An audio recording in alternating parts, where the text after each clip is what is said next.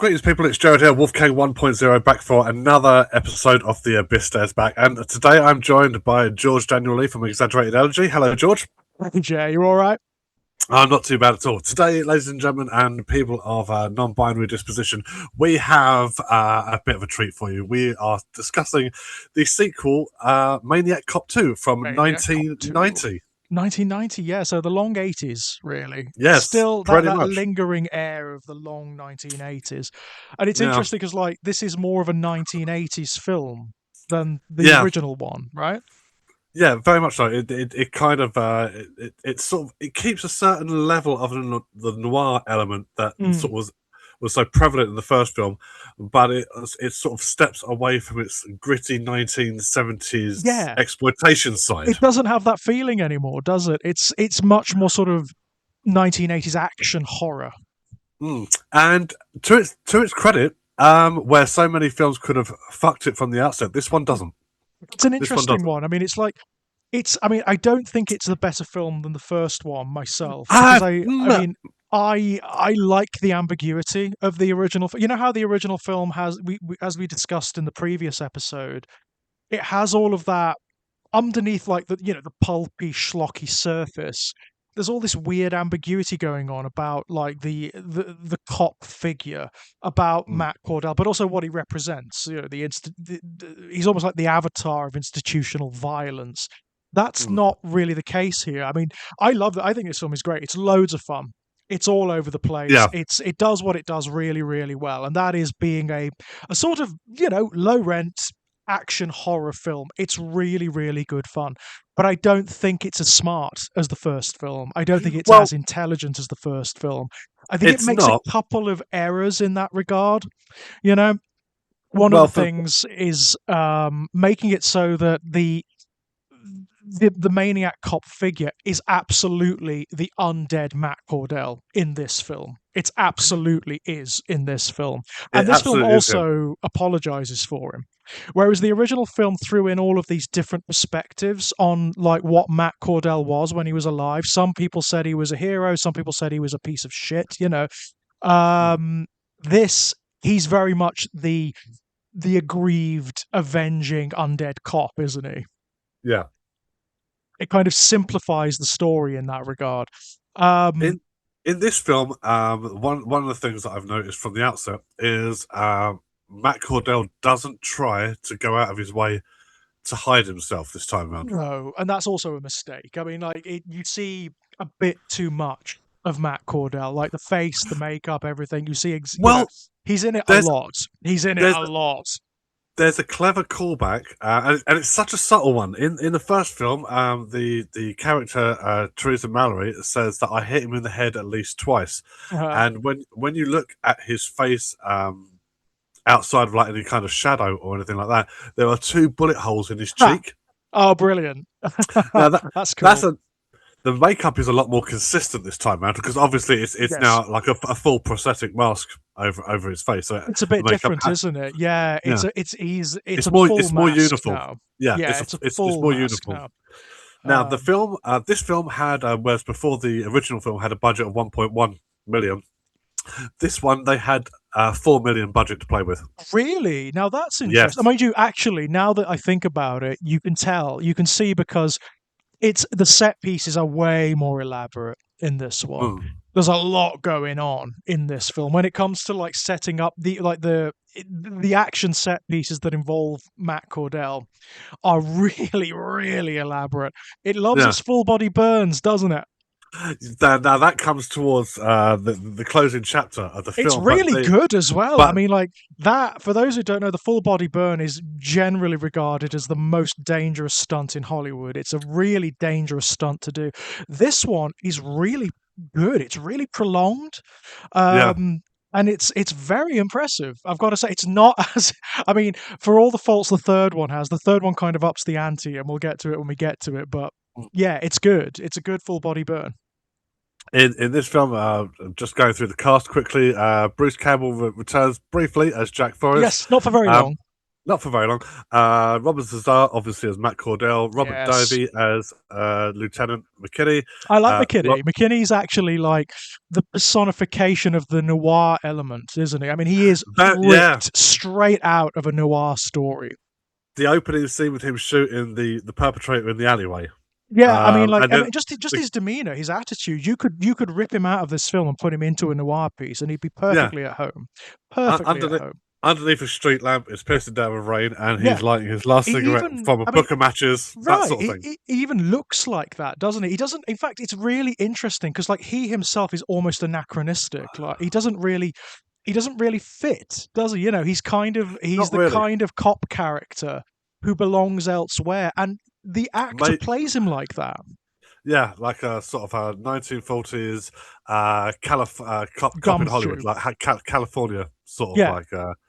I waited all night and the broad came to me in my office. Exactly that. Right. He's a ruined guy. Yeah, he's like multiple divorce. Nothing works out for him. He's totally cynical. Yeah, and I kind of like the archetype. You know, as a fan of noir fiction, I kind of like the archetype. But all of that noir stuff from the original film isn't in the world anymore. It's in him. It's like embodied in him. He's the last tangible link to that sort of to that side of the film. Certainly, yeah, it's kind of interesting. I like that element of it. Also returning, we've got Lorraine Landon as Teresa Mallory. Briefly, again, not for very long. Leo Rossi as Stephen Turkel, the serial killer. What is going on there? He's a great character. Oh, Leo Rossi is hamming that scene. Everything that he's in the weirdest way imaginable. It's like, okay, so I'm a misogynist serial killer. My character is completely hateful, so I'm going to play him as the friendliest guy in the entire film. Well, you know, yeah, it kind of works in a very weird, sort of unsettling sort of way. He nails it. I kind of love his relationship with Cordell. I don't know why, but it's really bizarrely endearing. Claudia Christensen plays the psychologist, Susan Riley. Michael Lerner comes on board as Deputy Commissioner Edward Doyle. Yes, and which is interesting. We'll come to that in a bit. So yeah, most of these surviving cast from the first film don't get out of the first 25 minutes of this Actually, one of the weird and interesting things, and one of the kind of braver decisions this film takes, is it spends the first quarter killing off the cast from the previous film, and they're all the biggest actors. So it's Bruce Campbell, right? I mean, like, you know, the survivor character from the previous film gets it pretty goddamn early. Yeah.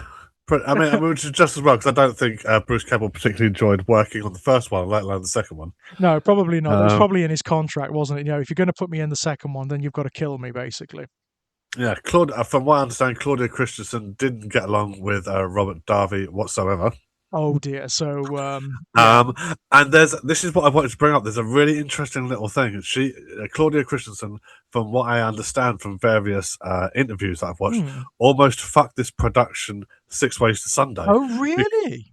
Because the scene where he handcuffs her to the car from the outside, some of that stunt work was her.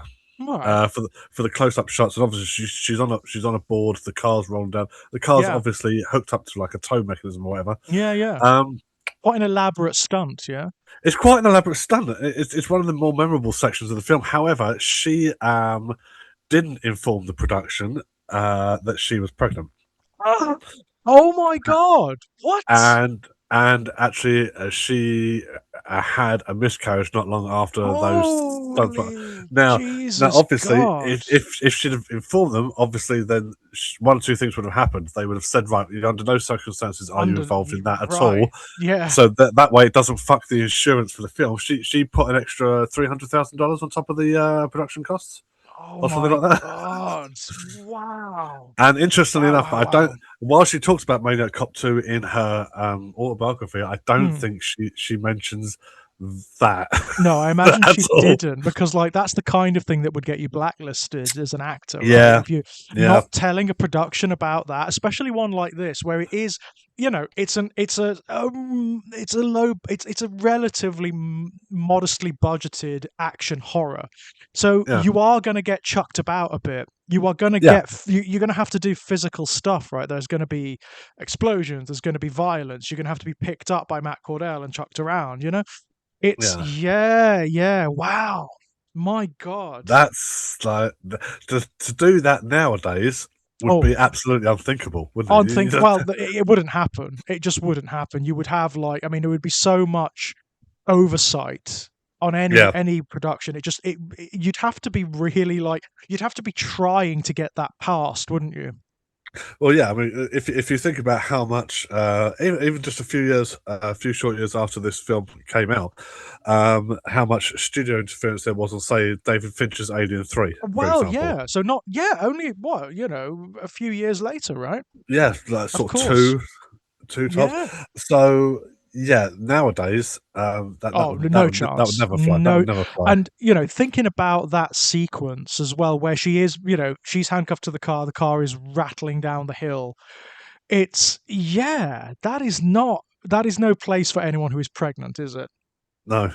Let's, So I thought I came across that little fact, and I thought, oh, do you know what? I'm jeez. gonna have to mention that.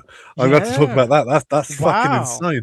It's an odd film, isn't it? Like the way it's put together is odd. Like the story is kind of, it's kind of all over the place. You've got that first arc, which is killing off the main characters and Yeah. establishing that Cordell is back and around, and Mm. introducing the new characters. And it does it in this very non-standard way. Like it gets rid of the original characters, then it brings in the new protagonists. So that it's odd. It's an unusual way of doing it, but it kind of gets away with it because of the type of film that it is. You're not Well, yeah. coming to this expecting it to be like, narratively coherent or anything like that. You're coming to it for the set pieces. Well, yeah. And it also opens up with the last 5 minutes of the original Hmm. film. It Of course. opens up with that entire sequence again. I think there are a couple of little things that might have been chopped out of it just to keep up with like sort of pacing, but essentially the Yes. last 5 minutes of the film is there, and I was like, films don't do that anymore either, really. No, they don't. I mean, and I like that too because it just kind of like, yeah, it's giving you context from the last film, but actually it just launches in, doesn't it? Like Yeah, there's nothing. I was a bit when I was watching it, I was like, hang on, have I missed something here? You know. that yeah. There's a couple of things that have always sort of grated on me a little bit.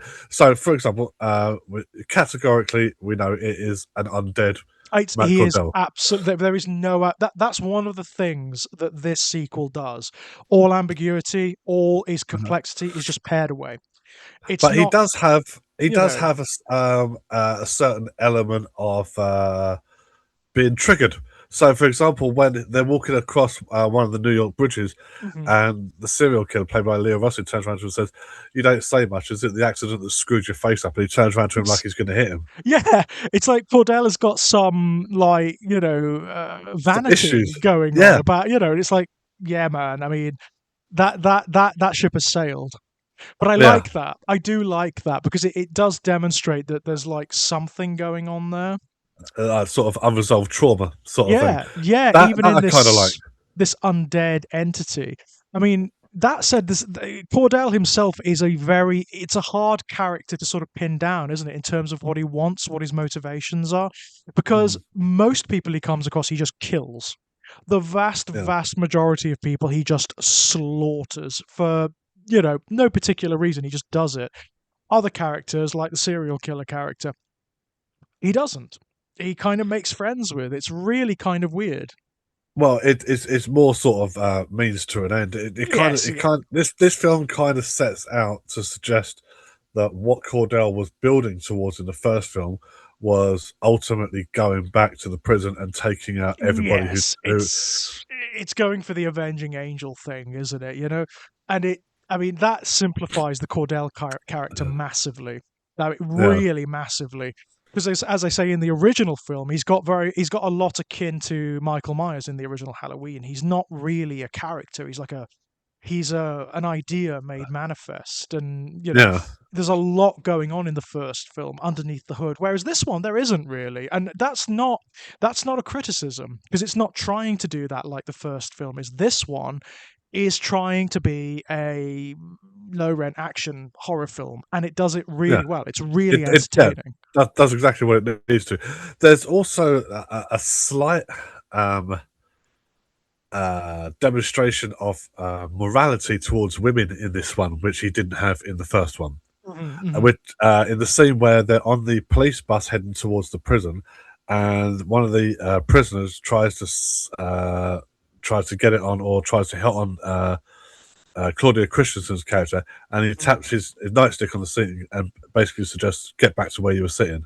Yeah, it's interesting because the first film has like a note of misogyny running throughout, Yeah, doesn't it? It really hates women, and this film is I mean, it's still there because again, it's 1990. It's a product of the long 1980s. Like misogyny is just like baked in, yeah, especially to this kind of horror, right? I mean, it's just there, absolutely, yeah, But this is starting to show a certain degree of getting over that, right?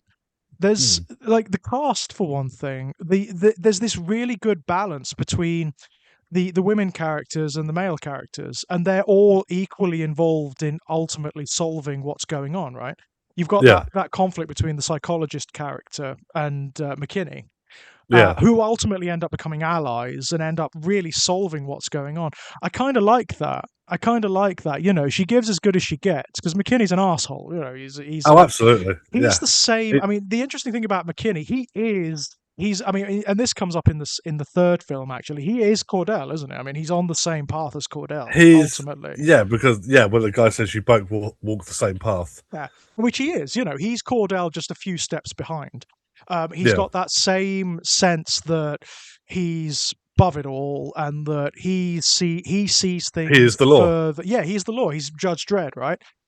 Yeah, And exactly that. he, Yeah. he laments. He doesn't. He has contempt for normal people as he sees it, and for anything that complexifies humanity, he has contempt for. So he has contempt for psychology and whatnot, even though he Yeah, himself is a fucking mess, right? yeah, But that is interesting. That actually makes the character interesting. I mean, when he's dealing with the psychologist character, and she's giving us absolutely as good as she's getting from him. He's talking about how, in a classic cop vein, that he regards psychiatry and psychology as a waste of time, and it's all yeah, vacuous and empty. And she's analyzing him as he's going. yeah. And she's right. She's absolutely right. I mean, like, can you imagine living with this asshole? It would Oh yeah. be the worst thing, right? It would be the Um, worst thing imaginable. He's where he turns around to her and says that I told my partner not to come in and see you, and the following night he put a gun in his mouth and shot himself. But I don't right. feel bad about what I did. Right. So he's unrepentant and he's sort of unswervable. One of the things this film actually does, which again the third film doesn't do, is that the complexity and the ambiguity is in this character. It's all Mm, manifested through McKinney, because the film doesn't it doesn't lionize him for that. It doesn't make him like, oh yeah, he's the last great cop. He's the last one who knows what's going on. It actually does basically make him an arsehole. It frames him like an arsehole. He just a happens to relic. be, yeah, he's a relic. He's an absolute relic. But he just happens to be the kind of guy. He's smart. He is intelligent. And the other thing I love, it's the way he kind of like. I mean, he's a total rationalist at the beginning of the film. He's a total skeptic. But when Yeah, it does become apparent that there's something more going on, he doesn't sort of beat about the bush. He's sort of like, well, okay, that's what it yeah, is. yeah. He even starts introducing the possibility to Yeah. the deputy police commissioner that Yes. actually you're not looking at the more obvious No, answer here. he's the one who floats it, isn't he? He's the one who Yeah, floats it to them like, no, this is the guy you guys fucked over. He's undead now, unkillable. I've seen that.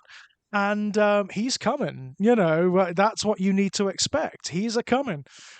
now Um, In terms of the undead thing, I mean, where Teresa Mallory attempts to go after him with the chainsaw, and he just catches the blade. Yeah, That yeah. annoyed that's always annoyed me a little bit. Mm-hmm. Mm-hmm. It's like, at the very least, you should have your hand cut off at this Yeah, point. yeah, you should at least your hand should be a frigging mess, right? By that, because there is, I mean, in typical vein, this kind of horror, there is a kind of like inconsistency as to how indestructible Matt Cordell is. Yeah, Sometimes, like he can be pierced, he can be by bullets and knives and axes and things, and other times he can just blithely catch a chainsaw and it doesn't like make a dent in him. that doesn't flinch. No, Yeah, doesn't flinch at all. it's but it still stands out as one of my favorite films. It's a very weird film. Yes, it's not in the same vein. It's not treading exactly the same path as the first one, Nope. and maybe that's good because I Mm. feel if you try to do that immediately in a sequel, like you're not actually producing anything new. Exactly, exactly. You're just retreading old ground, right? I mean, Yeah. this is more sort of like popcorny than the first one. And again, Oh yeah, absolutely. that's not a condemnation of it. That's not a condemnation at all.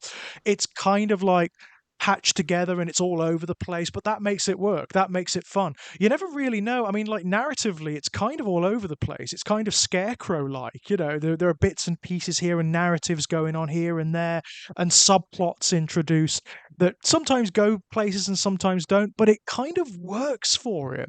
I like how scrappy it is. I like how sort of patched together it is. And running through it, you've got this narrative of the undead cop who was hard done by, who's come back for revenge. Yeah, not as smart Uh, as the original, not by a significant margin, and it isn't trying to say as much as the original. It hasn't got any like cultural commentary really. This one, it's no, more genre specific, isn't it? This one, you know, it, it's looking inwards rather than outwards. there's a really interesting part in it, which I had to go back and rewind because I thought, did I see that? Did I not? Where the scene where Susan Riley is talking to Leah Ross's character through the bars, and she goes, "I still need to talk to you about Cordell," and he stands up off the bench Hmm. and walks over to the bars. As he walks over to the bars, I'm not sure if this was done intentionally or not, but there's a figure standing in the shadow Ah, wearing right as he walks right past him, wearing a leather jacket and blue trousers, right? uh-huh. But everything you can see it's a leather jacket, but everything above basically where the belly button would be is Hmm. cast in shadow. Okay.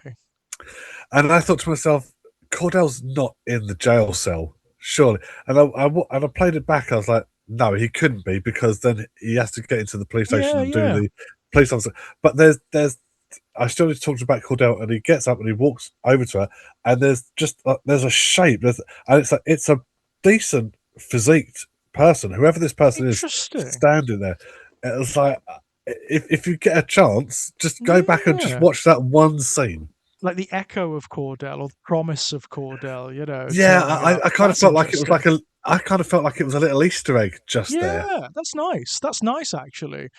Because Uh, it is one of the things that does happen with certainly with regards to the criminal characters when Cordell sort of like recruits them. It's almost like there's something very subtly supernatural happening where they get on side. They just seem yeah, to like fall in behind him, don't they? It's really interesting. Given like I mean, like when he was alive, this guy was the scourge of them. You know, he would yeah. literally kill them. You know, they all hated him. They hated his guts. Um, it's almost like the inverse is happening now. It's like there's something around him that's making them fall in line. I mean, I like the way like the Leo Rossi character isn't scared of him, No, no, like at yeah, all. like where he takes him back to his Yeah, I love that. This strange little hole in the apartment. wall. Yeah, Yeah, under the train tracks, sort of thing. love it, And and I love the way Cordell reacts to that as well. yeah, He's it, like, it you just know, sits down, yeah, doesn't take the drink, but he just sits there no, and sits there until he passes out drunk. yeah, yeah, and then gets on with it, right? He get when there's like it's almost like there's an unheard or supernatural call. It's like, right, I've got to go now. I've got stuff to do, and he just Yeah, gets up and goes. yeah. One of my favourite scenes is where all the police are on the shooting range. Now, the guy who lets in all the police onto the shooting range and says to Claudia Christensen, while she's got her arm broken, if anyone asks, just tell them that was a good shooting arm. That's the same police officer that Tom Aikens speaks to in the records room that says Cordell was one of a kind. They don't make him like that anymore. Oh, interesting. Same, and he's the first one to get a bullet in the head. I was going to say he's the first one to get Cordelled. Yeah, exactly. I mean, that's while they're all on the shooting range, and then the shooting range fires back. That's the last thing you expect the shooting range to do, is shoot back at you. I mean, that's the other thing this film does. It gives you, like, when he's rampaging through the police station. Yeah. You get it, like, in implication in the original film. But only in implication. It's told in retrospect, isn't it? You know? All the cops are dead or they're dying. already dead, right? When it cuts out, when it cuts away from the cell that Bruce Campbell is in, they're already dead, right? Whereas here, it just full on shows you Cordell going to town on them.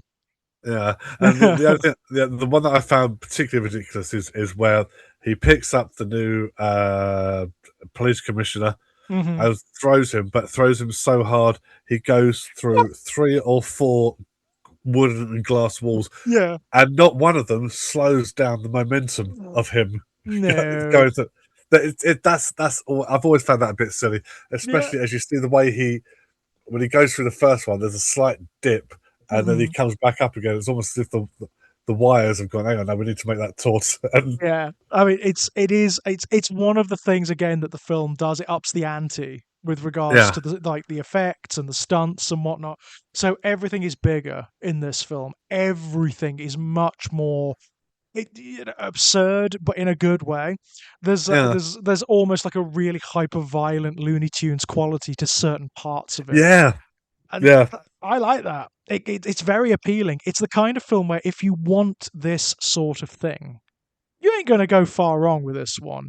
If you want something kind of brainless that you can just turn your mind off, turn your critical faculties off, and just sit and watch and never be bored. Like, for 1 second, never, ever, ever be bored for 1 goddamn second. This is your film. This is your film. There's also the interesting thing where they who is it? What's his name? Michael Lerner, who plays the deputy police commissioner Edward Doyle, where he says the state will overturn your conviction and sort of blah blah. And Cordell listens in the doorway, and then once he's basically got the full pardon, there's an element that just goes, well, fuck it, I've got nothing to lose now. I might as well just do I might as well do what I came here to do. Yeah. I mean, like, you know, he couldn't have given it me while I was alive, right? Yeah. No, that is interesting because there is like bringing it full circle. There is almost like it's a corollary to the systemic problems and critiques that are in the original film, right? And I suppose, I mean, in a way, you could read that as a kind of apology for them. And that's kind of problematic, I suppose. But I like the fact that Cordell doesn't accept it. It doesn't like set him at peace. This is not the way to, like, you know, to exorcise his spirit or to soothe him. Nothing's going to, right? Nothing can set this guy at peace. Well, let's imagine. Let's suppose it did, right? And it's like, so your conviction is put aside, and you think to yourself, "All right, I'm afraid, man, what the fuck am I going to do now? I can't exactly go back into the police station, and start being a cop again because I look and am clinically dead. Yes, and I've killed a lot of people at this point. I've killed a lot of people, which is going to be really difficult to explain away. Yeah. What am I supposed to do from this point on? What am I supposed to do? Exactly, yeah. I mean, the other thing I like about this film is it creates this feeling, and it's mentioned a couple of times that, like, the whole Cordell thing, although it's been hushed up, has become like a myth. Like among cops and among, like, in the legal arena, the notion that there was this phenomena where this undead, with this cop was wandering around killing people, I kind of love that, because if you take the first film into consideration, especially the police that survived after going into during the St. Patrick's Day parade, the ones who go into the police station after she tries breaking in out the window, there'd be still far too many police who were aware of what was happening. Yeah. So when all the police that were standing behind the police van that Bruce Campbell's in, when Matt Cordell knocks out the driver and takes the van. Yes, They're all, they're all there would have witnesses. been, yeah, there would have been a lot of people who saw what went on there. Yeah, So yes, I do like the fact that like the characters from the previous film are basically they're having to be signed off by a police psychiatrist because they're saying some pretty out there things. yeah, I think that's really yeah, cool. And I like the way Bruce Campbell's character handles it, which is just basically tell them what they want to hear. yeah. Tell them, I need the job. Let's just like, who cares? yeah, yeah. Whereas like the woman is like, no, no, I know what happened, and I am not going to ameliorate this. I'm not going to understate it or anything. I'm not playing the game, right? Yeah, and there's a clever thing right at the end at Cordell's funeral, Mm-hmm. Where the priest says, "And so we commit our brother to the ground who died 3 years ago." Ah! So, so, Yeah, true. so taking it as like, so we're taking it from his actual death certificate date as opposed to anything that's happened in the last 2 years. That's kind of amusing, I've got to say. I love that ending sequence as well, where the camera like pans through the graveyard and it settles over the coffin in the ground, and it's really well timed. It's a Yeah, really well timed jump where the hand bursts through and snatches the police badge through. I like that. yeah. Now, when they did that, I think they shot that ending just for the shits and giggles of it. Oh, really?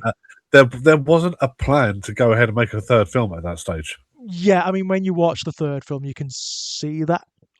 Yeah, You and can I've got definitely see that. I've got plenty of little facts to keep you entertained on that one. There wasn't a plan for a third one, but while they're standing at his grave just after the funeral, and McKinney's like sort of looking over the gravestones in the distance, and he thinks he can hear Yeah. Cordell like sort of whipping his nightstick Yeah, around. that's really interesting, isn't it? There is this sense that, certainly in this film, there's a sense that, like, the influence of Cordell or whatever is animating him is around, like a supernatural force. Yeah, I kind of like it. I kind of and like it. and out of the two of them, because obviously his history and the sort of cop that he is, Mhm. he's the one that can hear it, and he's the one who's looking out for it. So Yes. it kind of, which gives him his speech at the end. Every time we shoot a gun and it feels good. Every time this and that, that's the difference between a cop and a maniac cop. So it's Right. sort of, yeah, Right. very much cements him as like, yeah, you're not as far off that as you think you are. No, I mean that is kind of like the tension of the narrative tension of this film, isn't it? It's why the McKinney character exists, really. It's Yeah, trying to show you like, he's not that far off. A few years down the line, he could be like Cordell yeah. very Or easily. one or two arrests or one or two busts that don't go the way you plan. Every time Yeah, we put someone away and the legal system lets them out on a technicality yeah, yeah, yeah, and yeah. all that sort of thing. Yeah, it's yeah, it still stands out as one of my favorite films from that era. Oh, it's great Um, fun. I mean, it is great fun. And again, I mean, I'm sure we said it in the previous video, but it's the kind of film that there isn't space for in the current market, which is a real shame, you know? yeah, I really like the fact that there were creators who they wanted to create something good, something well made, but they didn't have to be changing the genre. It didn't have to be like rewriting the rule book or anything like that, reinventing the wheel. It's I'm, just it's formulaic and it's down the I, line. You know exactly what you're getting from it. well, yeah, I've heard a couple of things. I've heard one that it went straight. It was made straight for the straight to video market, Yeah, which if I can that's believe that. which if that's the case, the production value for it for a straight to video film Mm, is exceptional. it really is, right? I've also heard things where it did actually get a limited cinematic release. So Right, okay. I'm not entirely sure what the deal is there. Well, But given the way the film is shot, and given the fact that it's kind of primarily set pieces, like really big, elaborate set pieces, action horror set pieces, it would have been it's kind of made for the cinema, isn't it? It would have been great fun at the cinema. This one. yeah, nowadays this is if this sort of film was made now, this would be made straight for streaming. Oh yeah, absolutely. It would be on Shudder. You know, it'd be that kind of thing, you know, Yeah, or on YouTube, you know.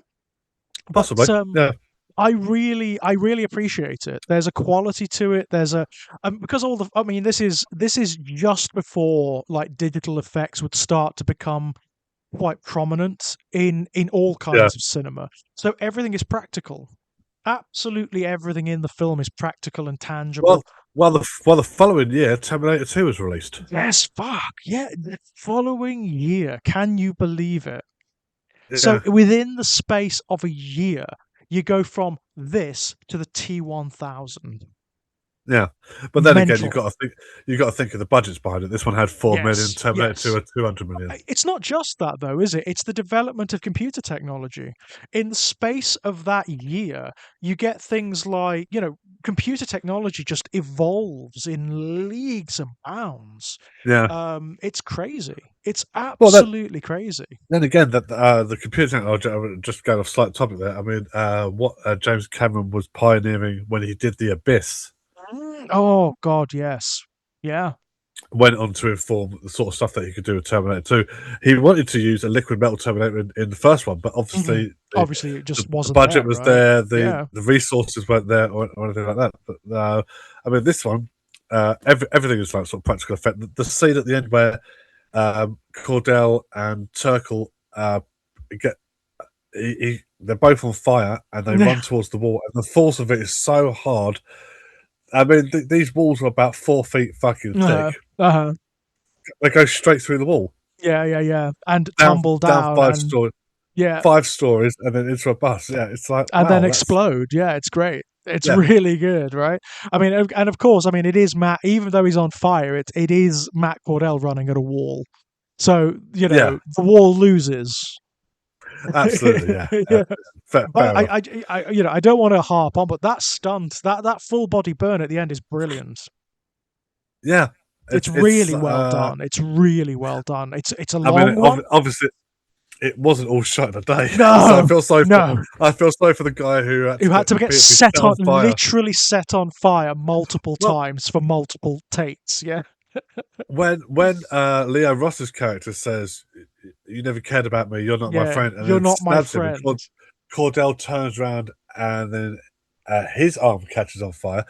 That's obviously Leo Rossi there in Hmm. not a hell of a lot of protective gear, as Yes. the flame travels up his arm and Yeah. about 2 inches away from his face. I mean, anything involving fire on a you know, a film set is a risk, and Yeah, it's and of a course, in that whole scene, the best part is where Cordell, already on fire, Mhm. grabs one of the people who attacked him in prison, throws him against the wall, and you see the whole wall just move. Yes, yeah, of That course. whole I mean, set wall just moves. It's like, oh, I love it. I love that. that kind of thing. Yeah, love it to bits. The little Just imperfections, right? grounds the production in a A little little bit bit. of reality. Yeah, yeah, yeah, yeah. But no, I mean, I really like that final sequence. I think it's really well done. The Oh, whole film is well shot. I mean, the whole it's film is really well really shot. well shot.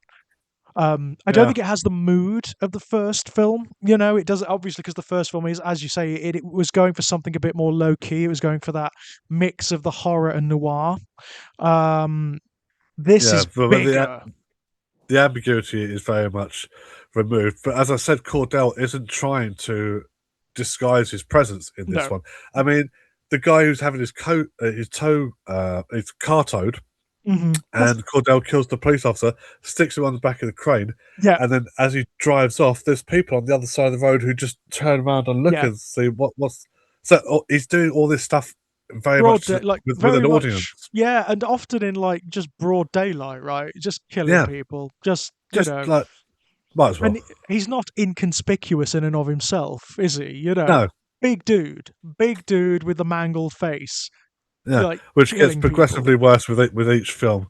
Which I Yes. don't. I Well, think that was if they'd keep making these, that would have been the gimmick going forward, wouldn't it? I It mean, would have just Jesus been how Christ, much what would if there was another one? I mean, considering how he is at the end of the third of the one, third one. that would Yeah, be tricky. yes, almost like the headless horseman at that. Yeah, at that point, it would be, you know, just by walking, he'd just calcify, wouldn't he? There's not much Oh left yeah, of him by that point. Yeah. All in all, though, it still stands up for me as one of the best films of the era.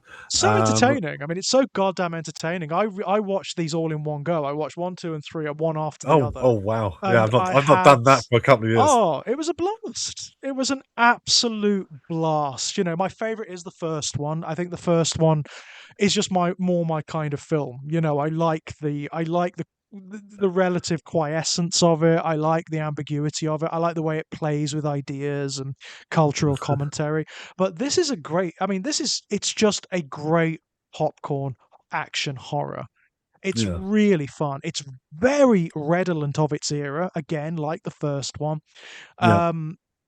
Yeah, it's a great cultural artifact in that regard. It's a great cultural artifact. Some great new additions as well. McKinney's a great character. Love McKinney. Incidentally, again, directed by William Lustig and Mhm. written and produced by Larry Cohen. And William Lustig actually said for him, Mm. this was the film out of his career he had the most fun on. This is the one that he's most proud of I out could of his sort whole of, career.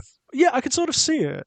There's like an energy running all the way through this film where everybody seems to be enjoying themselves. Everyone seems to be having fun, you know? Yeah. There's a feeling that this was a bit of a passion project, you know.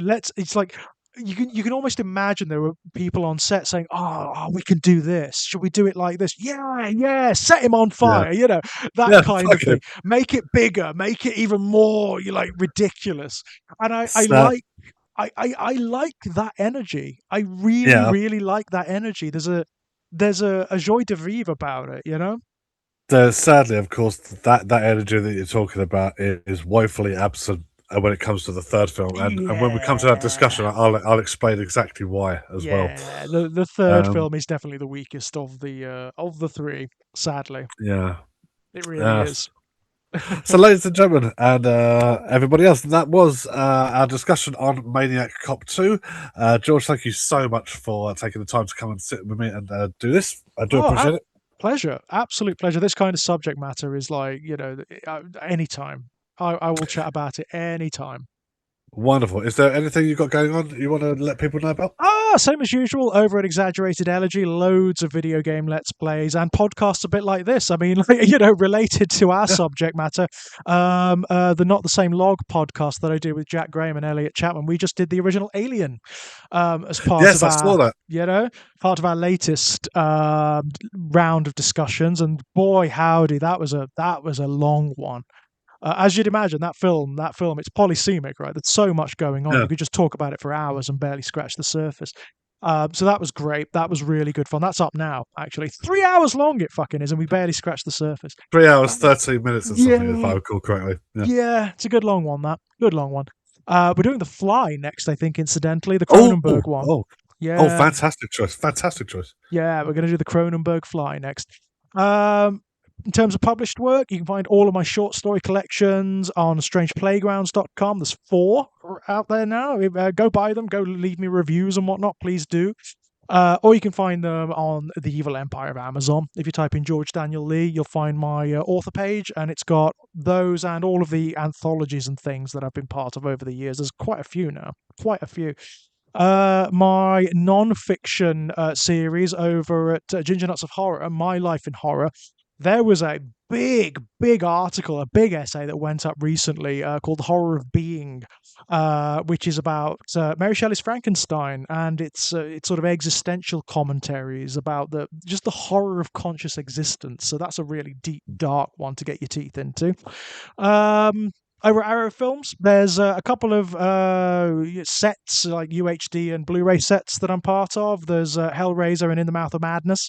Got extras on both of those, so go and give those a look. And I think that's it for me for now. Wonderful. You can check back on this channel, ladies and gentlemen, WolKang 1.0. I've just started doing reviews again. The first one of the year went up on Monday. Which I just thought I'd do something simple and easy, so I did a fucking G1 mini box. So no effort on my part there. Schedule 1 is still playing up until sometime in April, and then Drive By Horizons takes over for 6 weeks. We've got the remastered 7 Days to Die series on Wednesdays and Saturdays, so all that to look forward to, and of course more. I will be joined by George again at some point in the near future, where we will discuss the final film in this series, Maniac Cop 3, and all of its faults and quirks. Yeah, odd one. It's an odd film. It's a very odd one. Very odd one. Until we see each other again, everybody, thank you very much for watching this, and take care. Bye-bye, guys.